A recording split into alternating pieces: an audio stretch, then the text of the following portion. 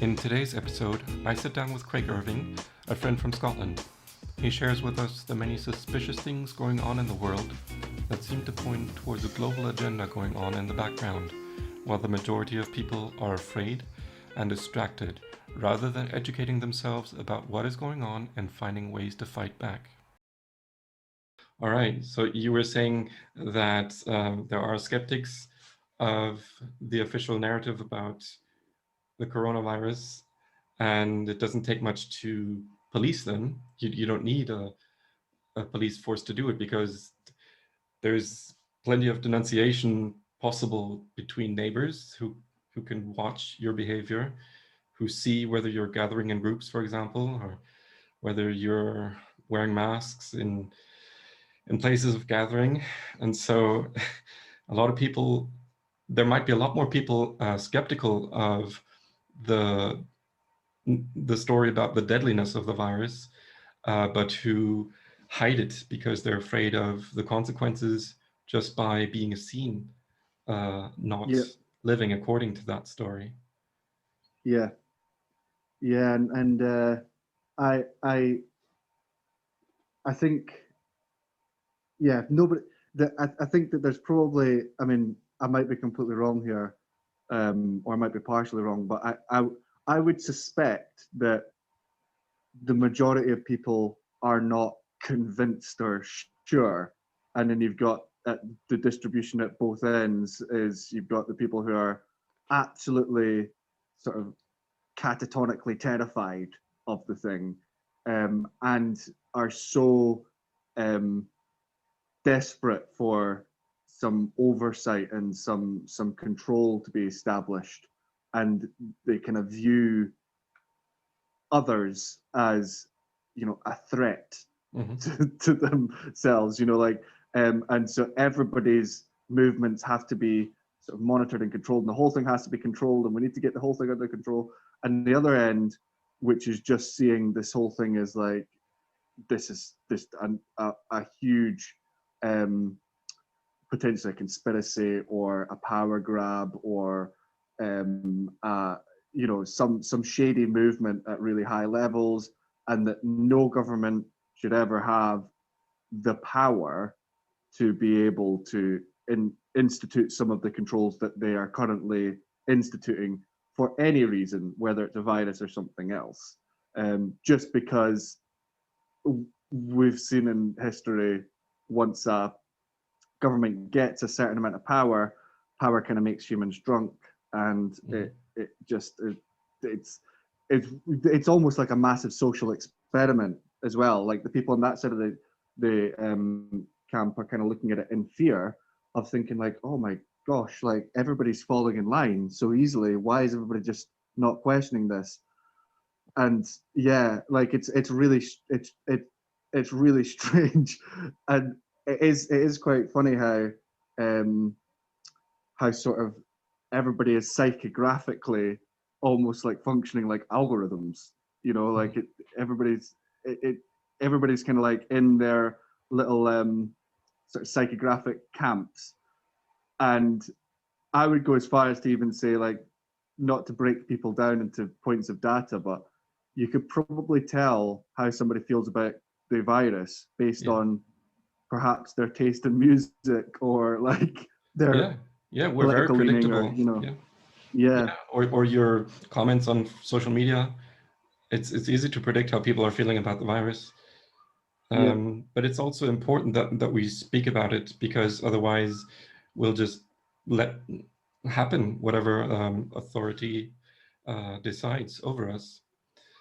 yeah, It's a shame how people don't know more about history and politics to mm, recognize these patterns. So I'm even surprised that in Germany people are not more critical because um, like I wasn't around when Hitler rose to power, but I imagine the times to be very similar to these. mm, People have asked me, how is it possible that a nation full of peace-loving Christians would just let something like Hitler happen?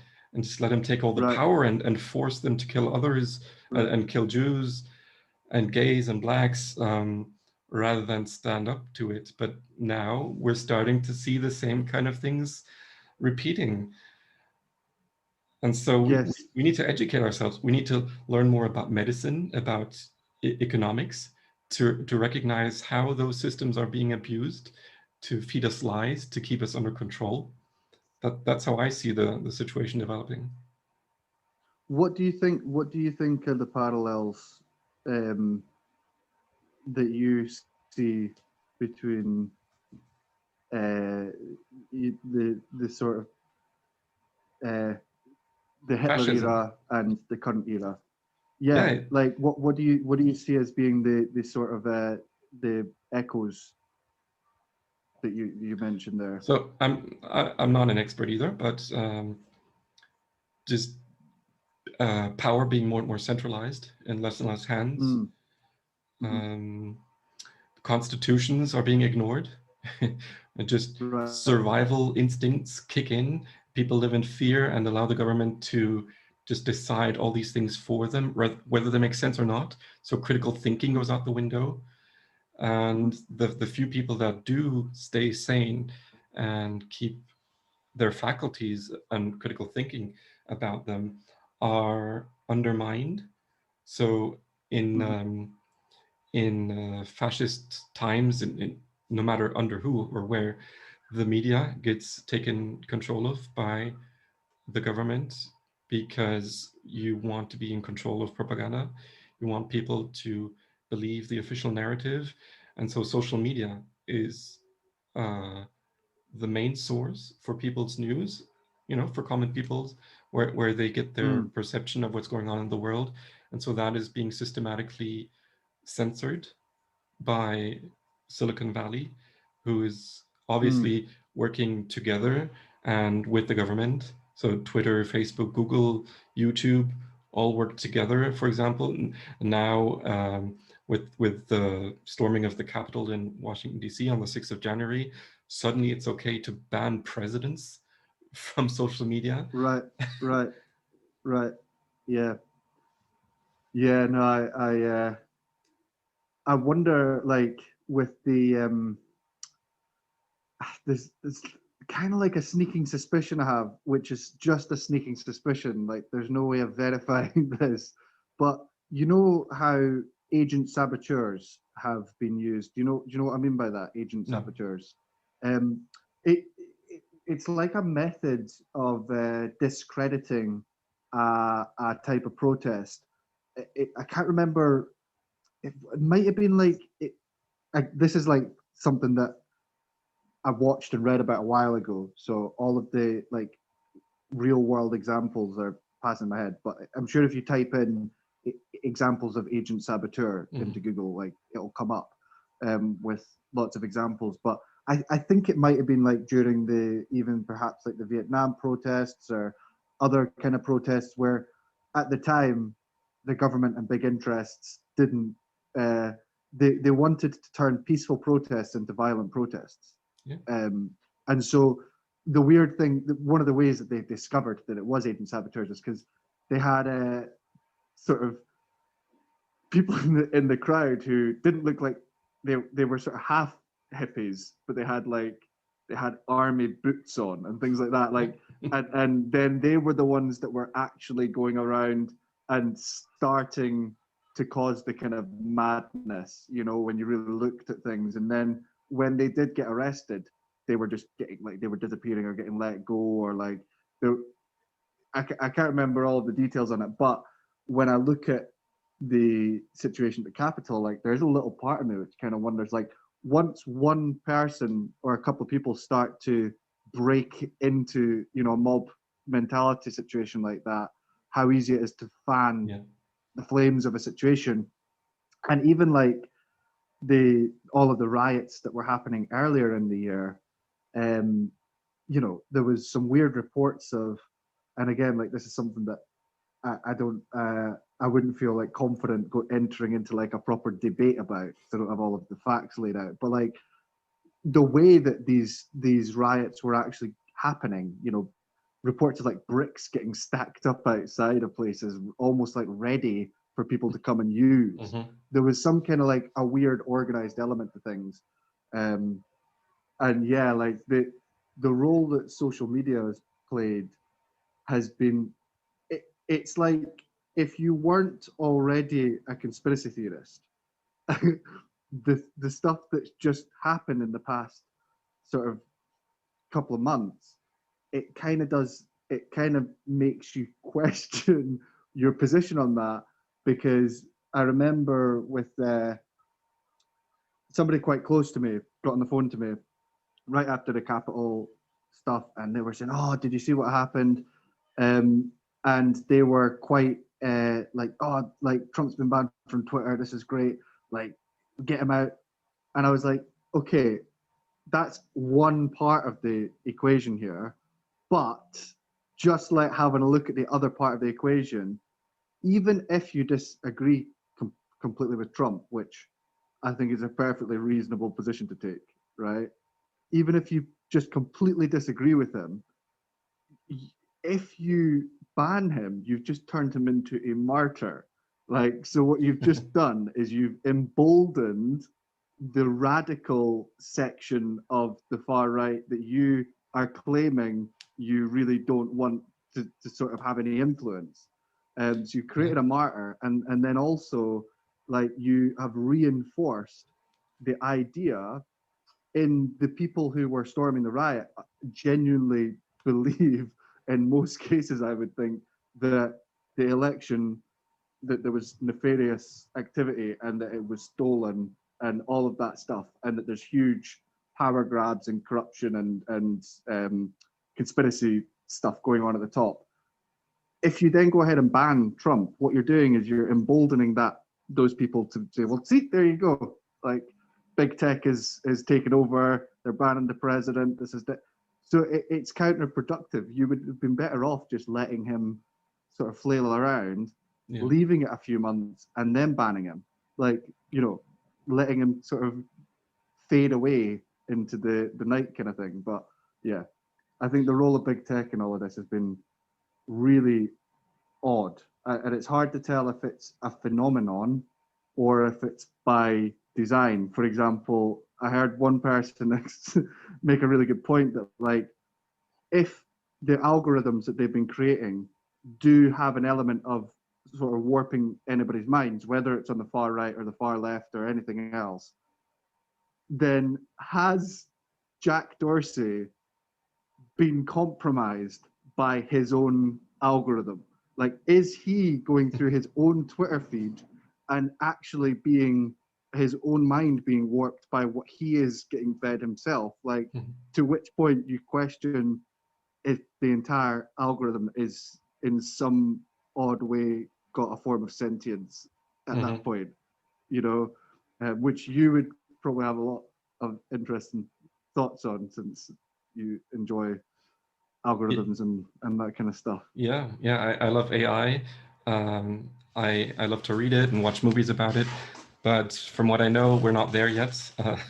Autonomous AI making up its own mind about humanity, and but I definitely like being critical of strange things going on and finding patterns and not Mm, leaving everything to chance, but believing that there are actually people conspiring, planning, organizing themselves to keep or to take control of as many people as possible. Because when you are caught up in that herd mentality, it's really hard to stay, conscious of what's going on and critical and aware, and then it's a lot easier to take control of you.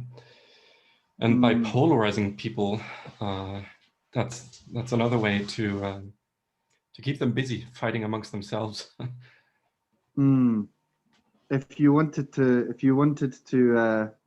destabilize the United States, then you know creating the intense far right, far left polarization would be a very effective way of doing it, as we've just kind Yeah. of seen. Like, at this point now, You've got, I think it was something, I might be wrong here, but I think there is quite a big percentage of Americans who just don't trust the results. And there are some people who are overjoyed by the results, which is really odd. Usually you don't get so many citizens in a country who genuinely don't believe the results of the election. Usually they're just disappointed. So this time is a very odd. A lot of sort of things have come to the surface that have been boiling for a long time. Yeah, only half of the people voted because the other half doesn't take any stock, and doesn't trust the process. I don't trust the process Right. anymore when I hear things of servers in foreign countries being used and then data flipping in the middle of being broadcast on news. There are What strange do you things mean? going on. Like, what do you mean by that? Like, what do you mean by data flipping? So the things you mentioned, I look into as well. Not deeply like an investigative journalist, but I hear journalists mentioning occasions where the data doesn't make sense when you apply mathematical like statistical methods to it, but also sometimes in the middle of the banner at the bottom of the screen on news media showing the current results of the votes suddenly jumps by 1,000 votes, even though it should only be a couple per second or so. Then Right. it just makes me more suspicious of manipulation.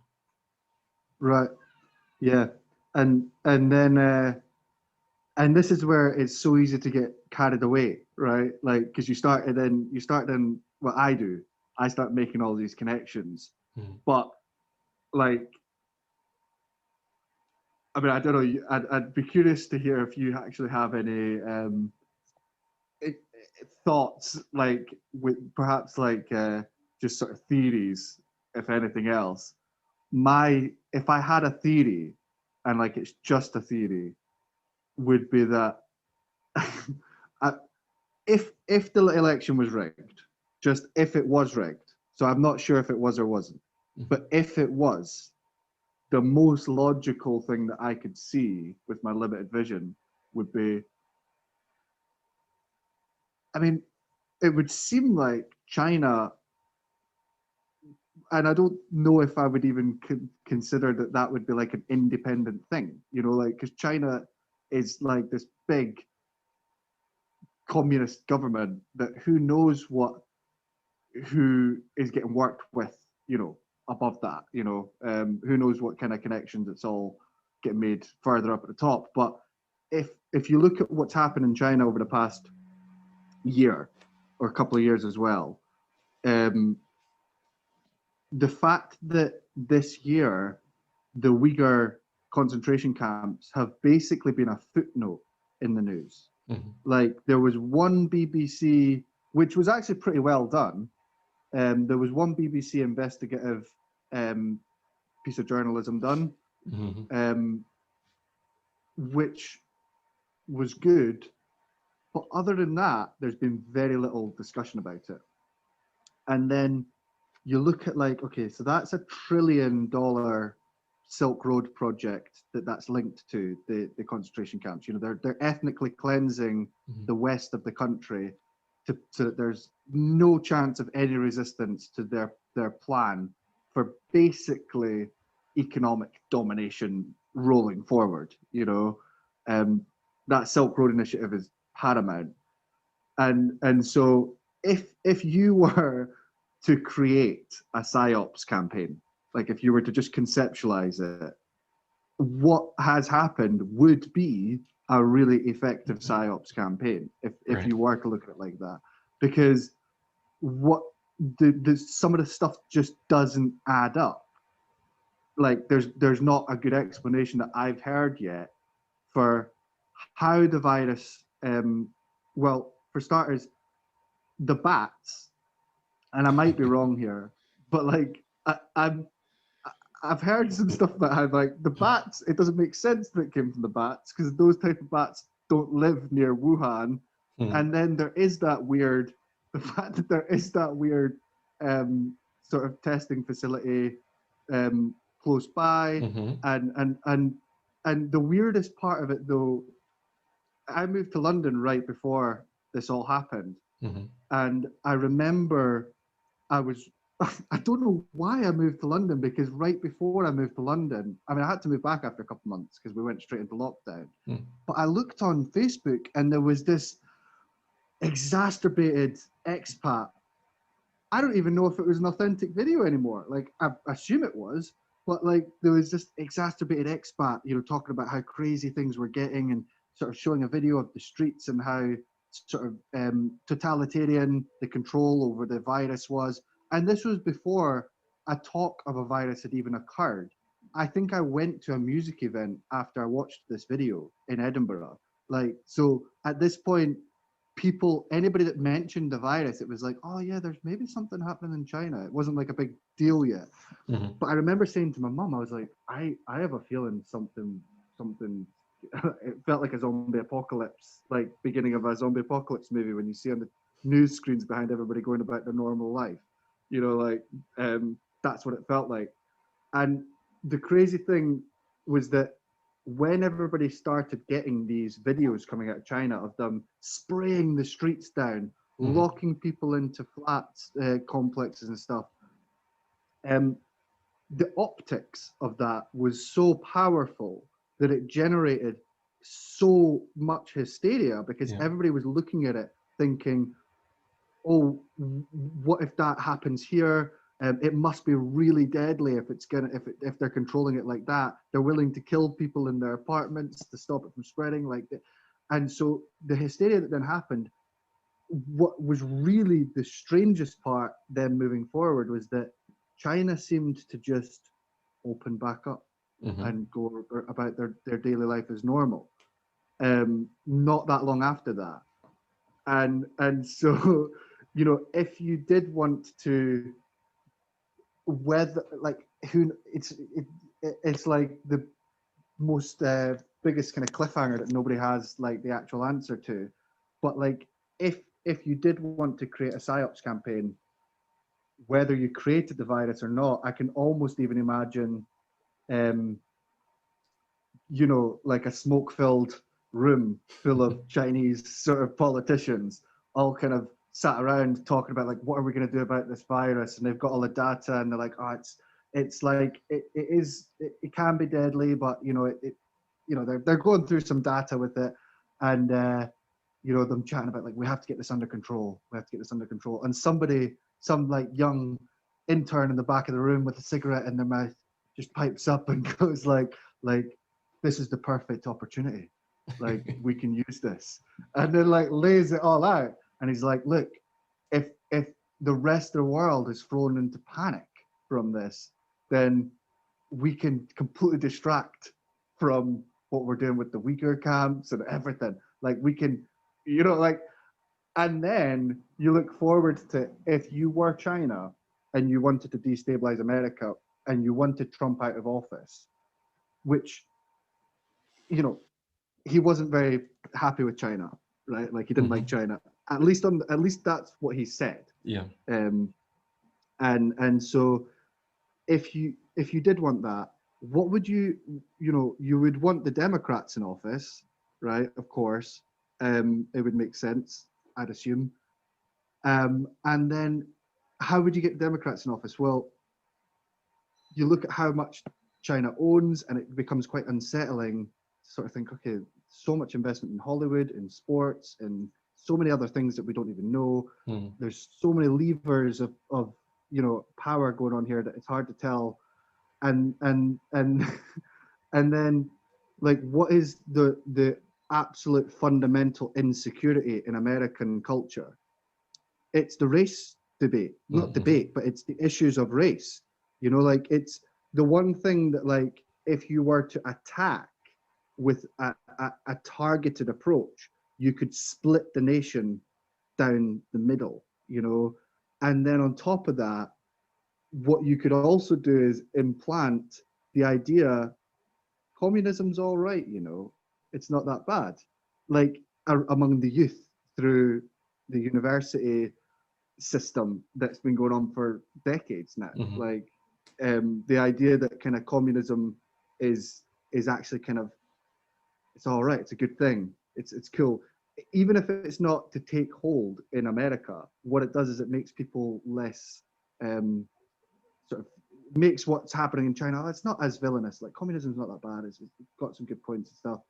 Um, and so it just if you and then also like the stuff that happened with not I know I'm rambling on here. It's just like the theory just like it when you look at what happened with the Chad. Did you catch what happened with Chad Just a little bit, in yeah. Seattle? An autonomous region, yeah.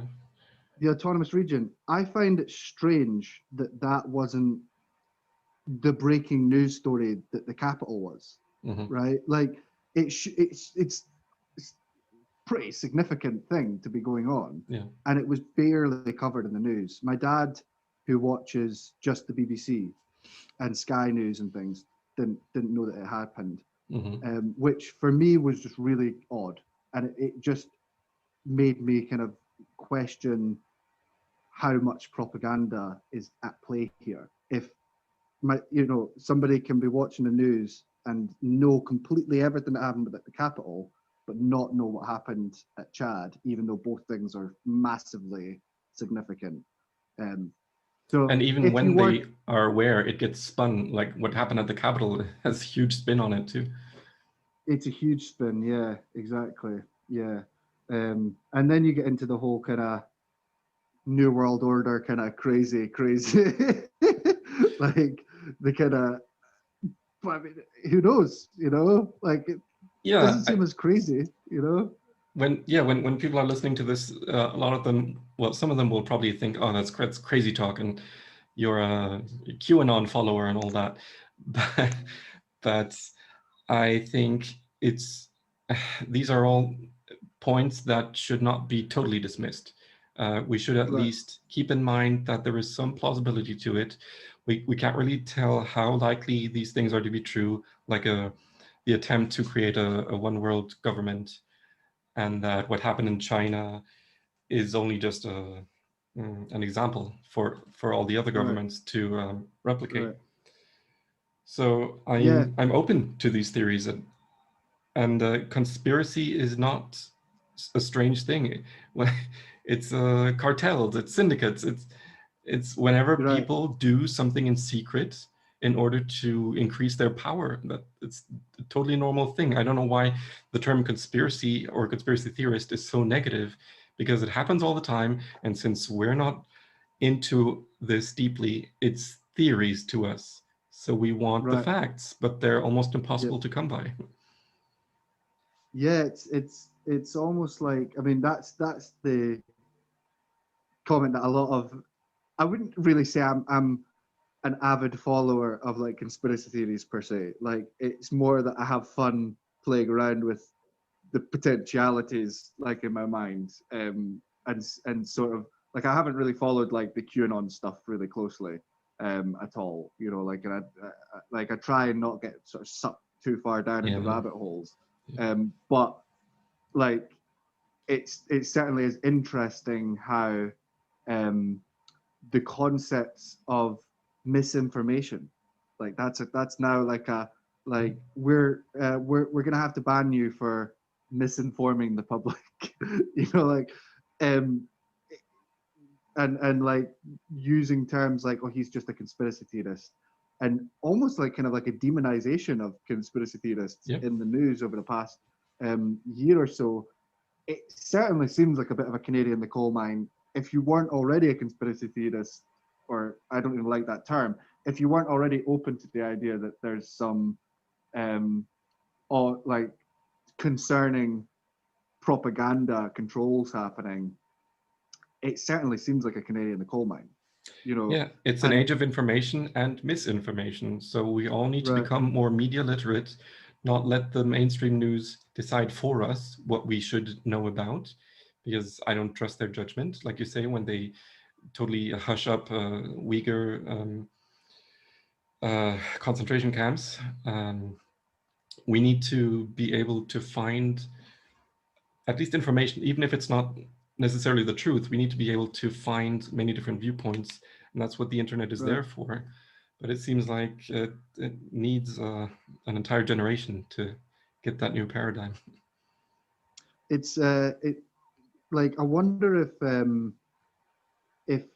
what was it I was hearing like basically like the idea of decentralization on the web may just be the saving grace of sort of the counter answer to this intense centralization with Bitcoin. Yeah, of course, but like that's with currency, Right. but also when it comes to like, and this is an area that is so sort of alien to my understanding, and so I'm speaking like a toddler when I'm speaking about this stuff.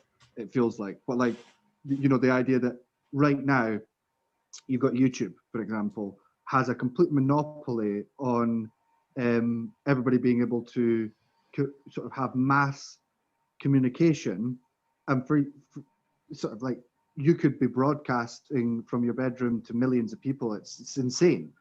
Nobody's ever had in the history of humans. It's not been the case that a commoner could ever have that much reach. Yeah. But it's come with this increasing caveat, which I've been watching with kind of sort of quite concern. I'm feeling a bit tense as I've been sort of seeing it play out. Of um, there is a control on that by a central force that has its own ideology naturally, as any group of humans do. Mm-hmm. And the kind of when I'm looking into the future and trying to imagine potential situations where things get better rather than worse, um, how cool it would be if there was a system where there's like a YouTube which is just it's it's it's not centralized. It functions like a decentralized network. Yeah. Aren't you If that aware makes that any it sense. exists already? No, I don't know. So What you're is right. it? The blockchain does not only bring new financial systems, but also technology in general, and social media, messaging, encrypted emails, and also video and streaming platforms. So I'm actually going to start uploading these videos to Odyssey, Right. odyssee.com, which is a blockchain-based video platform.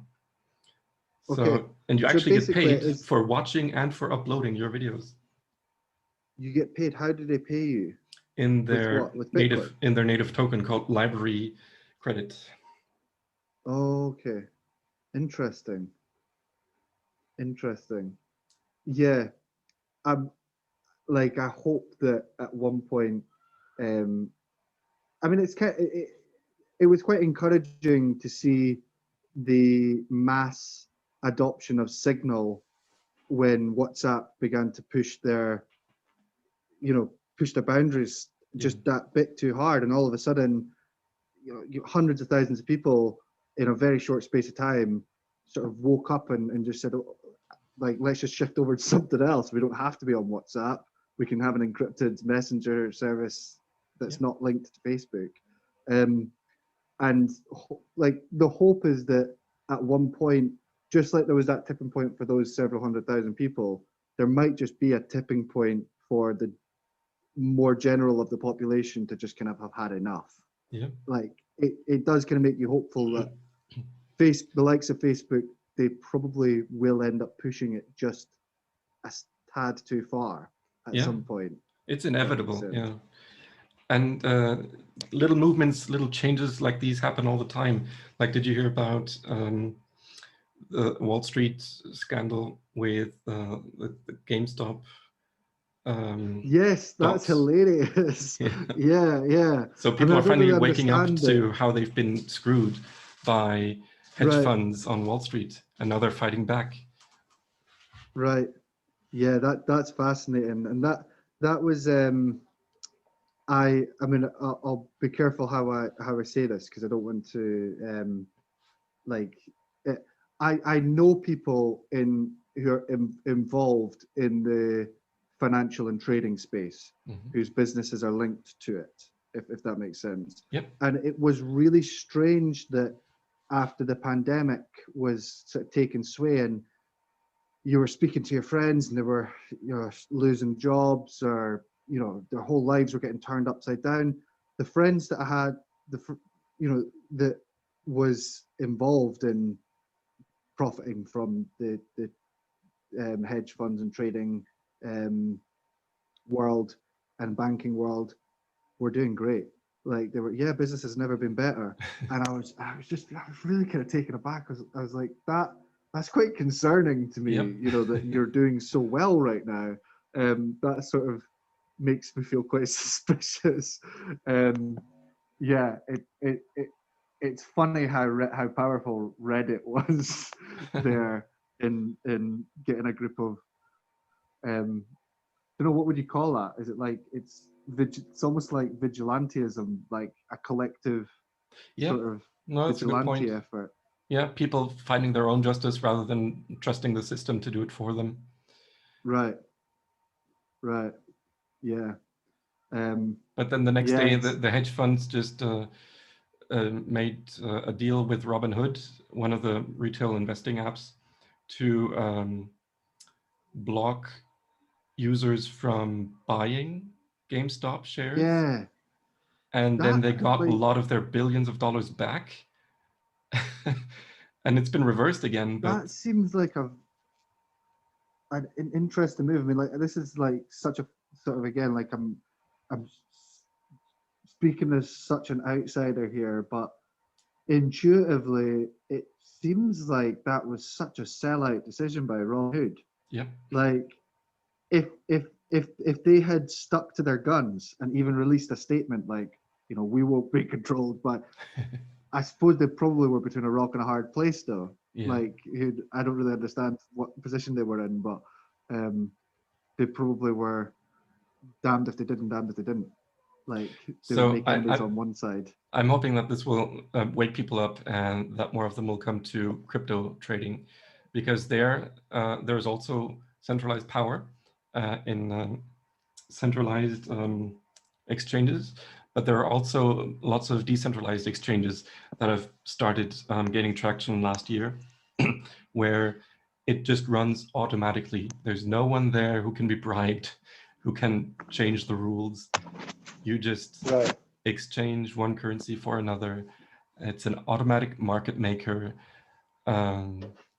People are incentivized to provide liquidity by gaining a part of the fees, of the trading fees that people pay to use them.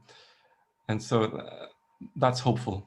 The Right. crypto technology is still very young, but it's always evolving, always adapting to people trying to co-opt it and cheating the common people just like they are on Wall Street.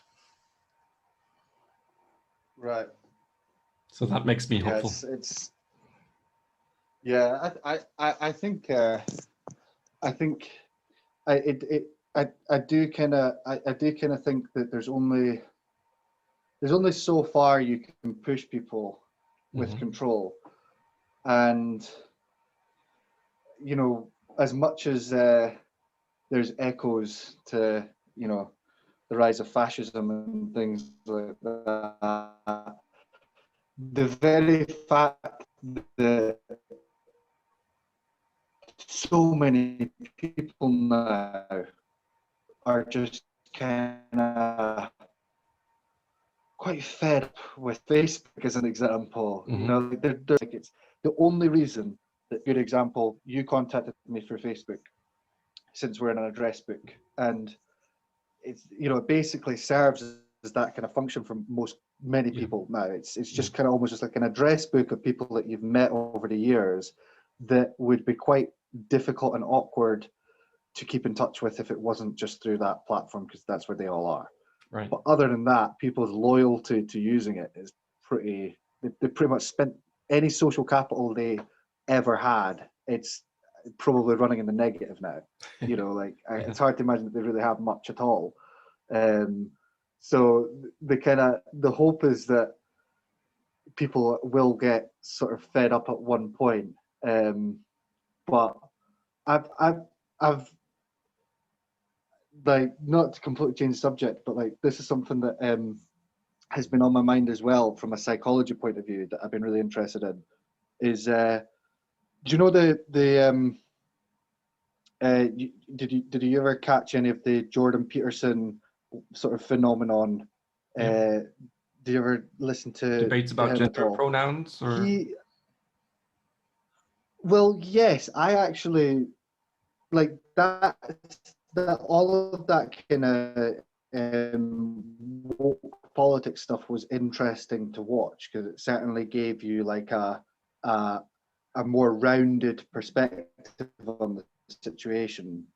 Like whether I actually found his lectures at university on psychology to be really like yeah, interesting yeah. aside from that stuff.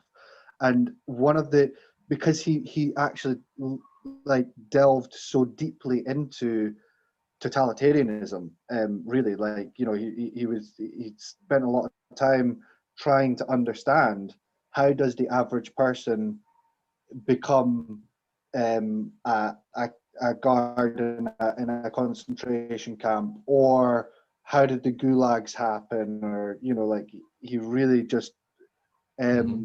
delved into that in a lot of his career. And one of the things that he said, which I found really interesting, was like he spoke a lot about the big five personality traits that is pretty sort of widely used in the psychology sphere, and it's orderliness, agreeableness, neuroticism, conscientiousness, and openness. Mm-hmm. And in fact, if they're quite reliable, sort of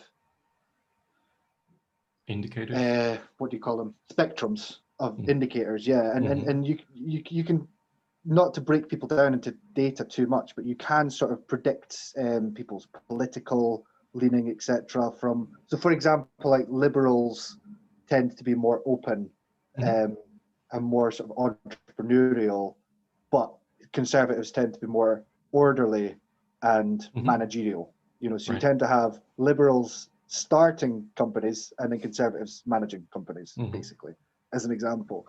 But where it kind of got interesting was when he was talking about Hitler, um, as he he had a high level of orderliness, which, funnily enough, is quite linked to the disgust response in your mind, in your brain. Mm-hmm. So where it kind of comes in is a lot of people might assume that people were scared of Jewish people. You know, like people were scared of what they perceived as, you know, improper behavior, or whatever. That there was some fear, but actually, what he, like in the lecture that I listened to, Jordan Peterson was outlining, it wasn't really fear; it was disgust that Mm-hmm. led Hitler to act the way he acted. So he started out by cleaning out the factories, for example, like, you know, fumigating the factories and cleaning Mm-hmm. up the streets. And interestingly enough, the same fumigation gas that was used in the factories was the gas to clear out all of the bugs and insects and vermin. That was the Mm-hmm. same fumigation gas that they used against people in the concentration camps. Wow. And that's kind of a really, really dark poetry. And basically that, as he then went on, you know, he was he often referred to Jewish people and other people who weren't Aryan as like vermin, like, you Yeah. know, as something that needed to be eradicated. Yeah, that was the propaganda And of the so time to make the when you people look believe at, that they're and dirty. then you look at kind of how, right, yes, and when you look at the disgust response and the sort of high level of orderliness, the connection with it, you kind of see the parallels with the pandemic and also with just general xenophobia. Mm-hmm. So with the situation with the pandemic, one thing that I'm really curious about is the link between sort of xenophobia and people's like fear of um, viruses, because if you look at it purely from a biological point of view and take like the sort of morals out of it, which I don't think you could completely do, but just sort of just saying, if you live in an island like the UK, maybe that's a bad example. If you just take like Latin America, like Central America, back in the days when Columbus and the others Inquisitions arrived, they wiped out the population through a virus, through viruses, you know. So we have to assume probably that that wasn't the first time that that's happened in the history of humans, that Right. you've had a tribe of people in land turn up on your doorstep and it wreak such havoc that it results in everybody in your village or your town or your city or your country or your continent dying. And so the fear of other might be so biologically driven that it might be really linked to the concept of sort of hard borders as a protection from pathogens, if that makes sense. You know, so like it's really interesting to see all of the fault lines around um, sort of issues of multiculturalism and race and travel between and sharing cultures and mingling, which I love because I love traveling and I love meeting people Yeah. from other places. And then also, as the virus is just outlined, how sensitive the population is to intermingling as well. Right. It's really odd, do you know? So It was yeah. similar in after the financial crash of 2008. So many borders were, hardened because people believed that, oh, we need to take care of our own before we can take in any immigrants or Right, pay for the debts of other countries.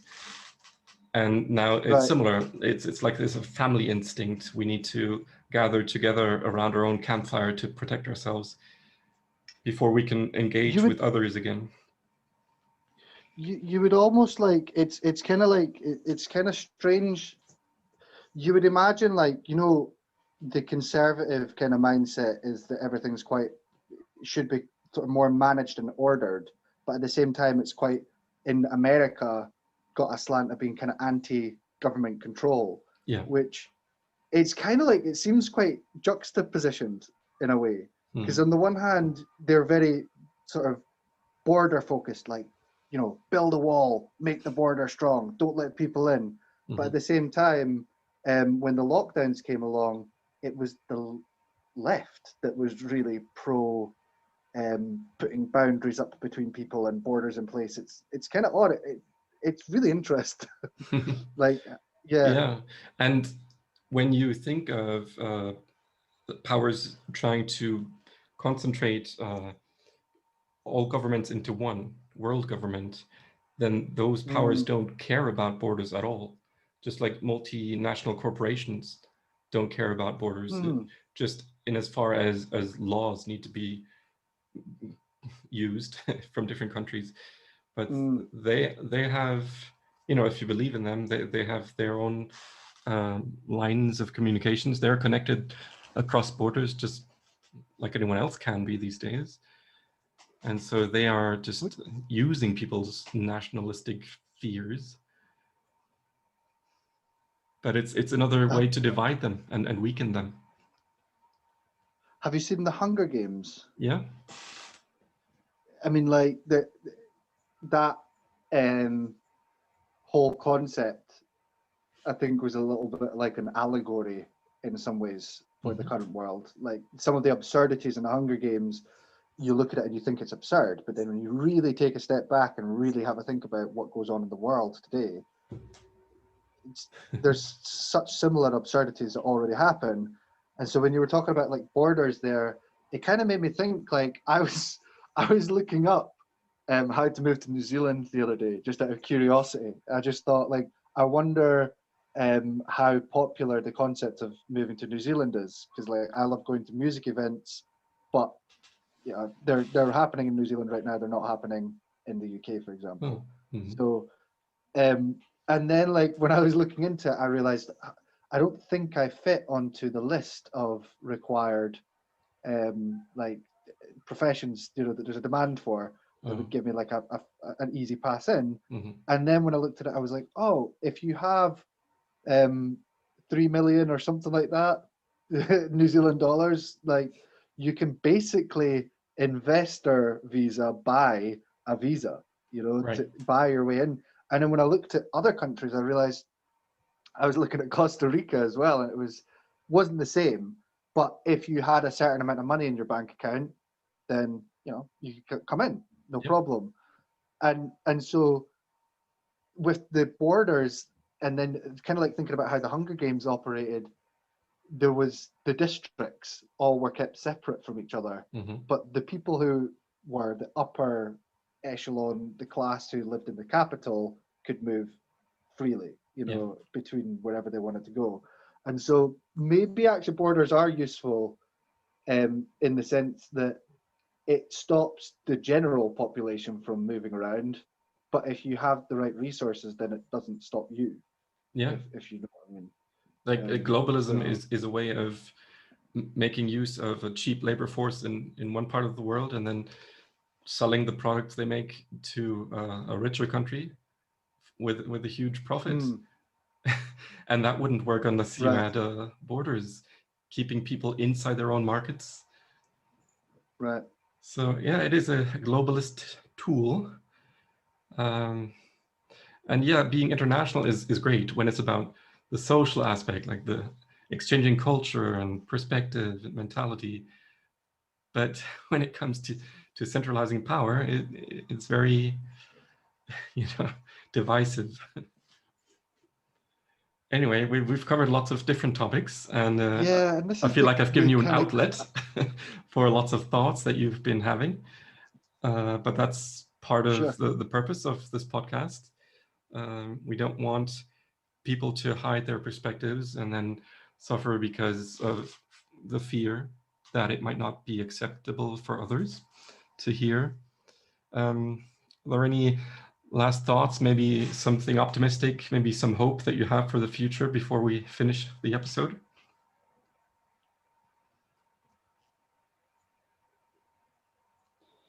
Yeah, I think something that's been like crossing my mind was that how dystopian the future looked back during the Cold War era, Mm-hmm. but that version of like dystopia that was feared by many didn't really come to fruition. Like it would have seemed at the time, logically, like we were headed for an all-out nuclear battle. Yeah. Like just everything was ramping up in that direction. There was no reason not to believe that would happen. And so when I've had dystopian sort of visions into the future, of the potentialities, that's been something that's been kind of coming back to my mind and realizing, just because it it's looking like it could go in that direction, it doesn't actually mean it will. Mm-hmm. And I think probably the entire culmination of the Cold War fizzling out was because there really was more good people in the world than not. Yeah. There was more goodwill than sort of not. And so I just kind of live in that kind of, I've been trying to live in that kind of space where looking into the future, although kind of being aware that things could go in a nefarious direction at any point.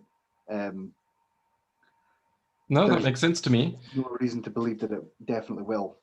Yeah, I believe in the goodness of people. And I think, like you said earlier, power makes you delusional and more power hungry. And so it's not good for power to be too concentrated, as in the case of governments. And therefore, I think we need to stop using our energy to fight governments or trying to vote harder to make government better and just build our own society using the technologies we have. And then people will see that they can achieve so much more by themselves or together, exchanging ideas rather than hoarding all the power and all the access to resources and wealth. We can just be so much more creative when we actually don't depend on some central power and create our own societies and take more responsibility for the future of our own lives. I just hope that Elon Musk's Skynet, that Elon Musk doesn't turn out to be a villain. Right. Like, you know, like, because essentially, if his Skynet does roll forward, well, as planned, then right now the government in any country, theoretically, I'm assuming, can control your access to the utility of the internet physically, because it's run through wires and things. But once it's kind of in the ether above your, in the space above the countries, it almost becomes like untouchable. So as long as whoever's in control of that, so I hope it remains somebody. Hopefully, I hope that Elon Musk is a good character. You know, then hopefully, like that might actually be a way of circumventing countries' ability to control the populations through their internet access and use, if that makes sense. Yeah. Well, the internet is also being decentralized more and more, so that we are not dependent on one government or one company or one person being honest and doing what's good for us, but rather taking the power back and giving it to the people to govern themselves. So I hope that people will wake up more, not let fear control their decisions, or giving the decision-making power over to others, and just being more independent. Nice.